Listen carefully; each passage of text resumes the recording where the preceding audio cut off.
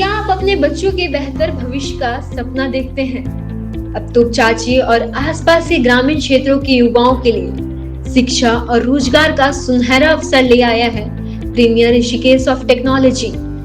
यह संस्थान बहुत ही कम शुल्क पर गुणवत्तापूर्ण शिक्षा प्रदान कर रहा है ताकि आर्थिक स्थिति किसी भी छात्र की पढ़ाई में बाधा न बने। ये बच्चे भी शिक्षित हों, ये हमारा मेन। सिर्फ शिक्षा ही नहीं बल्कि युवाओं को स्वरोजगार और कौशल विकास से जोड़कर आत्मनिर्भर बनाने का अवसर भी दिया जा रहा है। आधुनिक शिक्षा, अनुभवी शिक्षक और बेहतर भविष्य की दिशा में मजबूत कदम, यही है प्रीमियर ऋषिकेश ऑफ टेक्नोलॉजी की पहचान। आज ही जुड़िए और अपने सपनों को नई उड़ान दीजिए।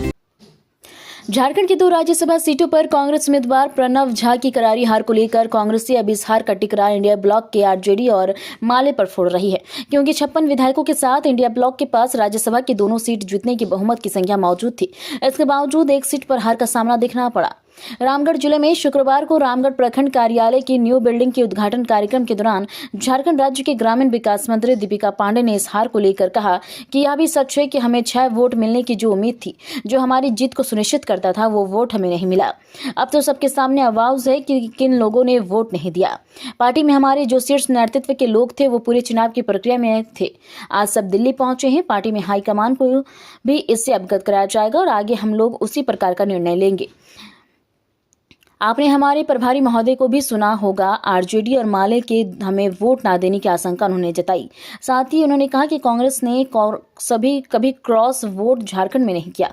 पिछले चुनाव में भी हमारे यहाँ रामगढ़ के प्रत्याशी शहजादा अनवर थे। हमारे जितने विधायक थे उन्होंने वोट दिया। के राजू को बीजेपी के साथ मिलकर खेल करने के आरोप को उन्होंने सिरे से खारिज कर दिया। आगे सुनिए उन्होंने और क्या कुछ कहा।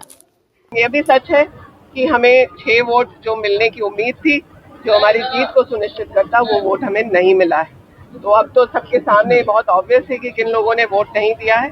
पार्टी में हमारे जो शीर्ष नेतृत्व के लोग थे वो पूरे चुनाव की प्रक्रिया में यहाँ पर थे।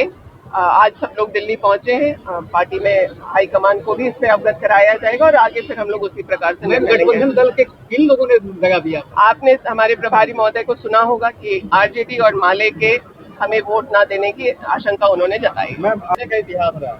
आप पता कर सकते हैं, कांग्रेस ने कभी क्रॉस वोट झारखंड में नहीं किया। पिछले चुनाव में भी हम लोगों के यहीं रामगढ़ के शहजादा अनवर जी प्रत्याशी थे।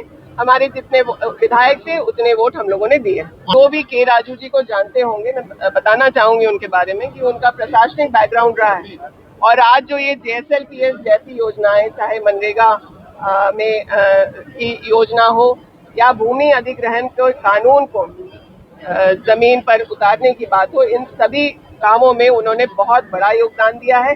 वो नेशनल एडवाइजरी काउंसिल के सदस्य भी रहे हैं और उन पर आज तक एक भी इस प्रकार का कोई दाग नहीं लगा। हमें अपने लीडर के इंटीग्रिटी पे, ऑनेस्टी पर पूरा भरोसा है और उन्होंने हमेशा ही प्रशासनिक पदाधिकारी रहे तब भी जनता के बारे में काम किया है और आज यहाँ झारखंड में भी आकर जो एक कांग्रेसी का मनोबल उनके अपने नेतृत्व से, अपनी ईमानदारी से जो उन्होंने किया है, वो पहले इस प्रकार से नहीं हो रहा था।